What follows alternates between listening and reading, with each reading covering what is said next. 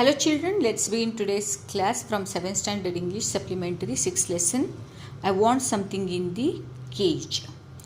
So who wants something in the cage and what they want something in the cage we'll see. So ಈ ಲೆಸನಲ್ಲಿ ನಿಮಗೆ mister Purcell who is running the pet shop, pet ಆ್ಯನಿಮಲ್ಸನ್ನು ಇಟ್ಕೊಳ್ಳೋವಂಥ ಮಾರುವಂಥ ಶಾಪನ್ನು ಇಟ್ಕೊಂಡಿರ್ತಾರೆ. ಏನಿದೆ ಜಸ್ಟ್ ಹೇಳ್ತೀನಿ. Mister Purcell ran a shop of pets. One day strange man comes there. ಒಂದು ಸ್ಟ್ರೇಂಜ್ ಮ್ಯಾನ್ ಬರ್ತಾನೆ. He bought 2 dogs. ಅವನ ಹತ್ರ 2 ಪಾರಿಗಳನ್ನು ತೊಗೊಳ್ತಾನೆ. ಓಕೆನಾ. But soon after coming out from the shop he let the dogs free.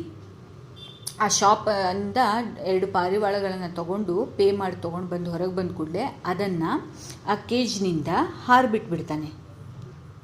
Next this strange act made mister Purcell uneasy. ಇದೇನಪ್ಪ, ನನ್ನ ಹತ್ರ ಇವಾಗಾದರೂ ದುಡ್ಡು ಕೊಟ್ಟು ತೊಗೊಂಡು ಅದನ್ನು ಹಾರಿಸ್ಬಿಟ್ನಲ್ಲ ಅಂತ ಇವನಿಗೆ ಭಾಳ ಸ್ಟ್ರೇಂಜ್ ಅನಿಸ್ಬಿಡುತ್ತೆ ಅವ್ನ work. This shop began to appear him the haunted house. ಈ ಶಾಪು ಎಲ್ಲರಿಗೂ ತೊಗೊಂಡು ಕೂಡಿಟ್ಟಿರ್ತದೆ, ಹಾಂಟ್ ಮಾಡಿಟ್ಟಿರ್ತದೆ ಅಂದ್ಕೊಂಡು ಅವನು ಆ ದೃಷ್ಟಿಯಿಂದ ನೋಡ್ತಾ ಇರ್ತಾರೆ. ಈ ಥರದ್ದು ಇದು ಸ್ಟೋರಿ. ನೋಡೋಣ ಡಿಟೇಲಾಗಿ. The shop had all kinds of pet. ಎಲ್ಲ ಥರದ್ದು ಪೆಟ್ಗಳು ಇದ್ದಿರ್ತವೆ ಶಾಪಲ್ಲಿ. On the shelves there are many cages. ಆ ಶೆಲ್ವಲ್ಲಿ ತುಂಬ ಕೇಜ್ಗಳೆಲ್ಲ ಇದ್ದಿರ್ತವೆ. Mister Purcell consider himself as a professional and he was small fussy man. ಅಂದರೆ ಶಾರ್ಟ್ ಟೆಂಪರ್ಡ್, ಸ್ಮಾಲ್ ಇರ್ತಾರೆ. ಆನಂತರ ರೆಡ್ ಚೀಕ್ಸ್ ಇರುತ್ತೆ. And is a tight melon stomach. ಅಂದರೆ ಸ್ವಲ್ಪ ಸ್ಟಮಕ್ ದಪ್ಪ ಇರುತ್ತೆ, ಅಂದರೆ ಬೊಜ್ಜು ಥರ ಇರ್ತದೆ. Large glasses magnified his ice so as to give him the appearance of the wise and the genial oval. ಅಂದರೆ ದೊಡ್ಡ ದೊಡ್ಡ ಗ್ಲಾಸಸ್ ಹಿಂಗೆ ರೌಂಡ್ ಇರೋದಕ್ಕೆ ಓವಲಿನಲ್ಲಿ ಕಣ್ಗಳು ಹೆಂಗೆ ಕಾಣಿಸ್ತವೆ, ಗೂಬೆ ಥರದ್ದು ಆ ಥರ ಕಾಣಿಸ್ತಾ ಇರ್ತದೆ. He owned a pet shop. He sold the cats, dogs and monkeys ಇರುತ್ತೆ. And he dealt with the fish food and the bird ಸೀಡ್ಗಳು, ಫಿಶ್ ಫುಡ್ಗಳು and remedies for ailing canaries and the displaying of his shelves long rows of the ornate and the gilded cages. ಅಲ್ಲಿ full ಕೇಜುಗಳು ಮತ್ತು ಇವ್ರದ್ದೆಲ್ಲ ಊಟಗಳು ಅದನ್ನೆಲ್ಲ sale ಮಾಡ್ತಾ ಇರ್ತಾರೆ ಇವರು. There was always some noise in the shop. ಯಾವಾಗಲೂ ಒಂದಲ್ಲ ಒಂದು ಶಾಪಲ್ಲಿ ನಾಯ್ಸ್ ಇದ್ದೇ ಇರ್ತದೆ. ಈ ಪ್ರಾಣಿಗಳಿರ್ತವೆ, ಆನಂತರ ಸಣ್ಣ ಸಣ್ಣ ಪೆಟ್ ಆ್ಯನಿಮಲ್ಸ್ ಇರ್ತವೆ, ಆನಂತರ ಬರ್ಡ್ಸ್ ಇರ್ತವೆ, ಈ ಥರ. This was created by the sounds of different animals on the shop. ಬೇರೆ ಬೇರೆ ಆ್ಯನಿಮಲ್ಸಿಂದೆಲ್ಲ ಶಾಪ್ ಕಿಚಿ ಆಗ್ತಾ ಇರ್ತದೆ, ಚಿಂಚಿ ಆ ಥರ. There seem to be everywhere a flicker of life. ಅಂದರೆ ಚಿಲ್ಪಿಲಿ ಇದ್ದಿರ್ತದೆ ಲೈಫಲ್ಲಿ. ಅಂದರೆ ಸುಮ್ಮನೆ ಕೂತ್ಕೊಳ್ಳಲ್ಲ ನೋಡ್ರಿ. ಯಾವುದೇ ಆ್ಯನಿಮಲ್ ಕೇಜಲ್ಲಿ ಹಾಕಿರ್ತಾರೆ, ಬಂಧನದಲ್ಲಿರ್ತವೆ, ಅದಕ್ಕದು ಹೊರಗೆ ಬರೋಕ್ಕೆ ಅಥವಾ ಏನಾದರೂ ಒಂದು ಟ್ರೈ ಮಾಡುತ್ತಾನೆ ಇರ್ತವೆ. This life in the cages did not trouble mister Purcell customers. ಇದೆಲ್ಲ ಹಿಂಗಿದ್ದಿರ್ತದೆ. ಕಸ್ಟಮರ್ಸ್ ಬರ್ತಾರೆ, ಯಾರಿಗೇನು ಇಷ್ಟ ಅದನ್ನು ತೊಗೊಂಡು ಹೋಗ್ತಾ ಇರ್ತಾರೆ ಪೇ ಮಾಡಿ.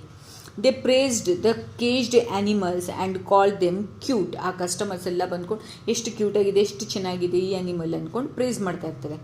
Mister Purcell showed his concern about the well being birds and animals for his shop. ಯಾರಾದರೂ ಆ್ಯನಿಮಲ್ಸ್ ಅಥವಾ ಶಾಪ್ಸಿಗೆ ಬರ್ಡ್ಸಿಗೆ ಕೆಲ್ಲಿಗೆ ಬಂದಾಗ ಇವರಿದು ಇಷ್ಟು ಚೆನ್ನಾಗಿದೆ, ಆ ಥರ ಇದೆ ಅಂದ್ಕೊಂಡು ಇವರು ಆ್ಯಸ್ ಎ ಶಾಪ್ನವ್ರು ಅಂದ್ಕೊಂಡು ಫುಲ್ ನೀಟಾಗಿ ಅವರಿಗೆ ಎಕ್ಸ್ಪ್ಲೇನ್ ಮಾಡ್ತಾ ಇರ್ತಾನೆ. ತುಂಬ ಚೆನ್ನಾಗಿದೆ, ಈ ಆ್ಯನಿಮಲ್ ಈ ಥರ ಇದೆ, ಇದು ಶಾಂತವಾಗಿದೆ, ಇದು ತುಂಬ ನಾಟಿ ಇದೆ ಅಂತ ತನ್ನ ಪೆಟ್ ಆ್ಯನಿಮಲ್ಸ್ ಬಗ್ಗೆ ಹೇಳ್ಕೊಳ್ಳಿಕ್ಕೆ ಅವರಿಗೆ ತುಂಬ ಇಷ್ಟ ಆಗ್ತಾ ಇರ್ತದೆ.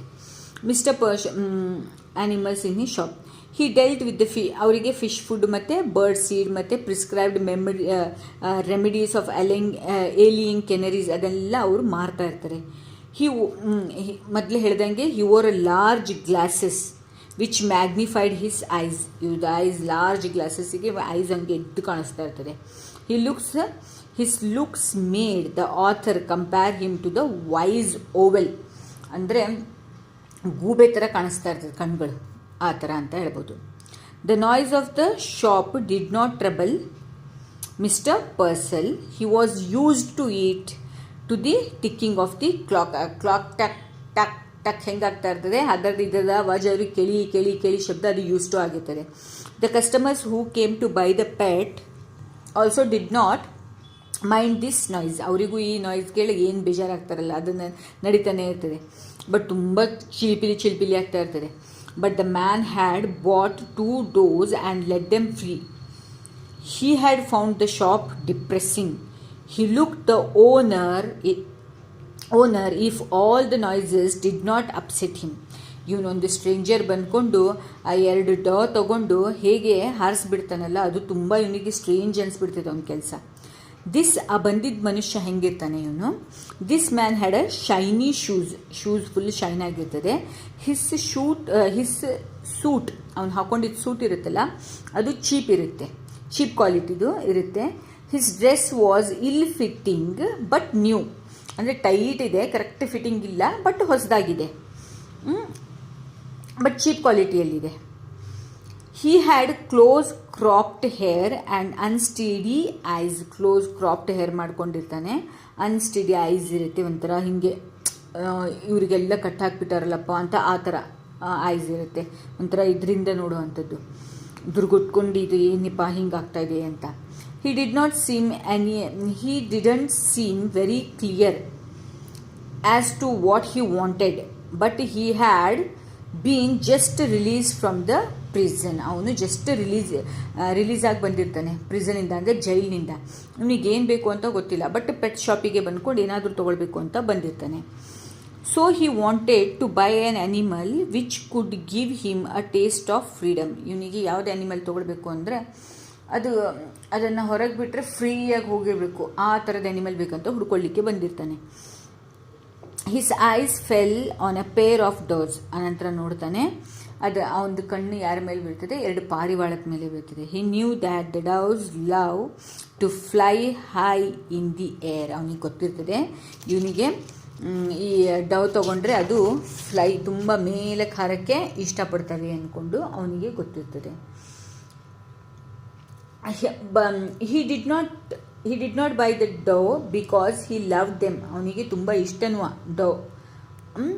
He wanted to have the pleasure of freeing some animals. ಅವನಿಗೆ ಯಾವುದೋ ಒಂದು ಆ್ಯನಿಮಲನ್ನು ಈ ಕೇಜ್ನಿಂದ ಹೊರಗೆ ಬಿಡಬೇಕು ಅನ್ನೋ ಆ ಫೀಲಿಂಗ್, ಅವನಿಗೆ ಆ ಸ್ಯಾಟಿಸ್ಫ್ಯಾಕ್ಷನ್ ಬೇಕಿರ್ತದೆ. ಅದಕ್ಕೆ ಬಂದಿರ್ತಾನೆ ಅಂಗಡಿ, ಯಾವುದಾದ್ರೂ ಒಂದು ಆ್ಯನಿಮಲ್ ತೊಗೊಂಡು ಆ ಪ್ರಿಸನ್ನಿಂದ ಹೊರಗೆ ಹಾಕಿಬಿಡ್ಬೇಕು, ಆ ಕೇಜಿಂದ ಹೊರಗೆ ಹಾಕಿಬಿಡಬೇಕು ಅನ್ನೋ ಯಾವುದಾದ್ರೂ ಆ್ಯನಿಮಲ್ ಅಂತ ಬಂದಿರ್ತಾನೆ. This urge was so great that for he spent all his money. ಅವನಿಗದು ಆ್ಯನಿಮಲನ್ನು ಆ ಕೇಜಿಂದ ಬಿಡಿಸ್ಬೇಕಂತ ಎಷ್ಟಿರ್ತದಂದರೆ, ಅವ್ನು ಜೈಲಲ್ಲಿ ದುಡ್ದಿರ್ತಾನಲ್ಲ ಕೆಲಸ ಮಾಡ್ಕೊಂಡು, ಆ ಮನಿ ಅಷ್ಟು ಖರ್ಚಾದರೂ ಅವನಿಗೆ ಬೇಜಾರಿಲ್ಲ, ಅಷ್ಟು ಖರ್ಚು ಮಾಡಿದ್ರೂ ಪರವಾಗಿಲ್ಲ, ಬಟ್ ಅವನ ಆ್ಯನಿಮಲನ್ನು ಫ್ರೀ ಮಾಡೋಣ ಅಂತ ಅವನಿಗೆ ತಲೆಯಲ್ಲಿರ್ತದೆ. This he had earned after working hard in the prisoner for the 10 years. ನೋಡ್ರಿ, 10 years ತನಕ ಅವನೇನು ಮಾಡ್ತಾನೆ, ಆ ಪ್ರಿಸನಲ್ಲಿ ಇರ್ತಾನೆ, ಜೈಲಲ್ಲಿ ಇರ್ತಾನೆ, 10 ವರ್ಷ ಅಲ್ಲಿ ದುಡ್ದಿರ್ತಾನೆ. ಆ ದುಡ್ದಿದ್ದ ಮನಿದಿಂದ ಯಾವುದಾದ್ರೂ ಒಂದು ಪೆಟ್ ಆ್ಯನಿಮಲ್ ತೊಗೊಂಡು ಅದನ್ನು ಕೇಜಿಂದ ರಿಲೀಸ್ ಮಾಡಬೇಕಂತ ಅವನಿಗಿರ್ತದೆ. The amount was $5. ಆ 10 years ಅವನು ಅರ್ನ್ ಮಾಡಿದ್ದು ಅಮೌಂಟ್ $5 ಆಗುತ್ತದೆ.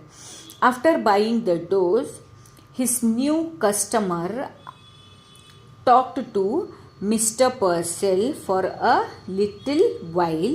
The Purcell offered him to advise him about the care and the feeding of the does. ಆನಂತರ ಡೋಸ್ ತೊಗೊಂಡು ಕೂಡಲೇ ಆ ಡವ್ ತೊಗೋತಾನೆ. ಆನಂತರ ಇವನೇನು ಹೇಳ್ತಾನೆ, ಪರ್ಸೆಲ್ ಅಡ್ವೈಸ್ ಮಾಡ್ತಾನೆ, ಇದು ಯಾವ ಥರ ಫೀಡ್ ಮಾಡಬೇಕಂದ್ರೆ ಯಾವ ಥರ ಊಟ ಮಾಡಿಸ್ಬೇಕು, ಯಾವಾಗ ನೀರು ಕೊಡಬೇಕು, ಯಾವಾಗ ಕೇರ್ ತೊಗೊಳ್ಬೇಕು, ಹೀಗೆ ಅಂತ ಅವನ್ನ ಎಕ್ಸ್ಪ್ಲೇನ್ ಮಾಡ್ತಾರೆ. He advised him how to take care of the doves. The man however was not interested in that. ಅವನೇನೋ ಹೇಳೋಕೆ ಅವನಿಗೆ ಏನು ಇಂಟ್ರೆಸ್ಟ್ ಇಲ್ಲ, ಅದೆಲ್ಲ ಏನೇನೋ ಹೇಳ್ತಿದ್ದಾನೆ. ಯಾಕಂದರೆ ಇವನು ಬಂದು ಕೂಡಲೇ ಏನು ಮಾಡಬೇಕು, ಹೊರಗೆ ಬಿಡಬೇಕು ಅಂದ್ಕೊಂಡಿರುತ್ತಲ್ಲ, ಅದಕ್ಕೆ ಅಷ್ಟು ಕಾನ್ಸಂಟ್ರೇಟ್ ಮಾಡಲ್ಲ. ಹಿ ಸೆಡ್ ಇರಲಿ ತಗೋ ಅಂತ with the disdain and went out of the shop. ಆಯ್ತು ತಗೊಳಪ್ಪ, ನೋಡ್ಕೋತೀನಿ, ಏನೋ ಮಾಡ್ತೀನಿ ಅಂದ್ಕೊಂಡು ಹೊರಗೆ ಹೋಗ್ಬಿಡ್ತಾನೆ. It was so because he was not interested in keeping the doves. ಯಾಕಂದರೆ ಅವನಿಗೆ ಡೋಸ್ ಮನೇಲಿ ಇಟ್ಕೋಬೇಕು ಅಂದ್ಕೊಂಡು ಆಸೆ ಇರಲ್ಲ. As soon as he came out he open the cage. ಹೊರಗೆ ಹೋದ ಕೂಡಲೇ ಕೇಜನ್ನು ಓಪನ್ ಮಾಡಿಬಿಡ್ತಾನೆ. ಕೇಜನ್ನು ಓಪನ್ ಮಾಡಿದ್ಮೇಲೆ ಇವನು ಸರ್ಪ್ರೈಸಾಗಿ ನೋಡ್ತಾ ಇರ್ತಾನೆ. ಏನು ಮಾಡ್ತಾ ಇದ್ದಾನೆ ಇವನು, ತೊಗೊಂಡು ಹೋಗಿದ್ದಾನೆ 10 ವರ್ಷ ಹಾರ್ಡ್ ಲೇಬರ್ ಮಾಡಿಕೊಂಡು ಆ $5 ತೊಗೊಂಡು ಪಟಕ್ಕಂತ ತೊಗೊಂಡು ಹೋಗೋರಾಗ ಏನು ಮಾಡ್ತಾ ಇದ್ದಾನೆ ಅಂದ್ಕೊಂಡು ಇವನು $5 ಇಷ್ಟು ಕೊಡಲ್ಲ ಅಂತ ಹೇಳ್ತಾನೆ. ಆನಂತರ ಇಲ್ಲ, ನನ್ನ ಹತ್ರ ಇರೋದೇ ಎಷ್ಟು ಅಂತ. ಇವನು ತೊಗೊಂಡಿದ್ದಕ್ಕೆ ಸ್ವಲ್ಪ ಫಾಯ್ದೆ ಆಗುತ್ತೆ ಅಂದ್ಕೊಂಡು ಇವನಂತೆ, ಸರಿ ಬಿಡು 50 cents ಕಮ್ಮಿ ಇದೆ, ಏನೋ ಒಂದು ಹೆಂಗೋ ಒಂದು ಅಡ್ಜಸ್ಟ್ ಮಾಡ್ಕೊಳ್ಳೋಣ, ಬಟ್ ಏನೋ ಸೇಲ್ ಆಗ್ತಾ ಇದೆಯಲ್ಲ ಅಂದ್ಕೊಂಡು ಇವನು ಒಪ್ಕೋತಾನೆ. ಹೊರಗೆ ಬಂದು ನೋಡ್ತಾನೆ. He let the doves fly high in the sky. ಹೊರಗೆ ಬಂದ ಕೂಡಲೇ ಆ ಡವ್ಸನ್ನು ಮೇಲೆ ತೊಗೊಂಡು ಹಾರಿಸ್ಬಿಡ್ತಾನೆ. ಕೇಜ್ ಹಾಕಿದ ಕೂಡಲೇ ಫುಲ್ ಆ ಡವ್ಸ್ ಮೇಲೆ ಹಾರು ಹೋಗಿಬಿಡ್ತವೆ. ಹಾರು ಹೋಗಿದ್ದ ಕೂಡಲೇ mister Purcell saw it and he felt wiggly insulted. ಇದೇನಪ್ಪ ದುಡ್ಡು ಕೊಟ್ಟು ತೊಗೊಂಡೋಗಿ ಮೇಲೆ ತೊಗೊಂಡೋಗಿ ಹಾರಿಸ್ಬಿಟ್ಟಾನಲ್ಲ ಅಂತ ಇವನಿಗೆ ತುಂಬ ಒಂಥರ ಇನ್ಸಲ್ಟ್ ಆದಂಗೆ ಆಗ್ಬಿಡ್ತದೆ. ಅಯ್ಯೋ, ನಾನು ಮಾರಕ್ಕಂತ ಇಟ್ಟಿದ್ದೀನಿ, ಇವನು ಬಂದ್ಕೊಂಡು ಈ ಥರ ಮೇಲೆ ಹಾರಿಸ್ಬಿಟ್ಟಿದ್ದಾನಲ್ಲ ಅಂದ್ಕೊಂಡು ಇವನಿಗೆ ಒಂಥರ ಭಾಳ ಬೇಜಾರಾಗಿಬಿಡ್ತದೆ. ಯಾಕೆ ಹಿಂಗೆ ಮಾಡಿದ್ ನೀನು ಅಂದ್ಕೊಂಡು. So Purcell feels that he like being cheated. ಇವನ ಹತ್ರ ತೊಗೊಂಡೋಗಿ ಈ ಥರ ಮಾಡಿಬಿಟ್ಟಾರಂತ ಚೀಟು ಮಾಡಿದ್ದಾನೆ, ನನಗೆ ಇನ್ಸಲ್ಟು ಮಾಡ್ದಂಗೆ ಅಂದ್ಕೊಂಡು ಹೇಳ್ತಾನೆ. So in this story, the moral of the story is, here the story suggests that the guest was in the prison. ಅವನು ಯಾರು ತೊಗೊಳ್ಳಿಕ್ಕೆ ಬಂದಿದ್ದಾನಲ್ಲ ಇವನು, he was in the prison ಜೈಲಲ್ಲಿ for 10 years and he knew that the importance of freedom. ಹೊರಗೆ ಆಜಾದಿಯಲ್ಲಿ free ಇದ್ದರೆ ಎಷ್ಟು ಇದೆ ಅಂದ್ಕೊಂಡು ಅದರದ್ದು ಇಂಪಾರ್ಟೆನ್ಸ್ ಗೊತ್ತಿದೆ. So the story tell us that we should not imprison a living animal or harm them in any way. ಯಾವುದೇ ಜೀವಂತ ಪ್ರಾಣಿಯನ್ನು ನಾವು ಕೂಡ ಹಾಕಬಾರ್ದು, ಜೈಲಲ್ಲಿ ಹಾಕಬಾರ್ದು, ಪ್ರಿಸನಲ್ಲಿ ಹಾಕಬಾರ್ದು. ಅವರಿಗೂ ಅವರ ಫ್ರೀಡಮಿಂದ ಜೀವನ ಮಾಡೋಕ್ಕೆ ಕೊಡಬೇಕು ಅಂತ the moral of the story is this much. So hope you have understood this. I want something in the cage. Thank you children.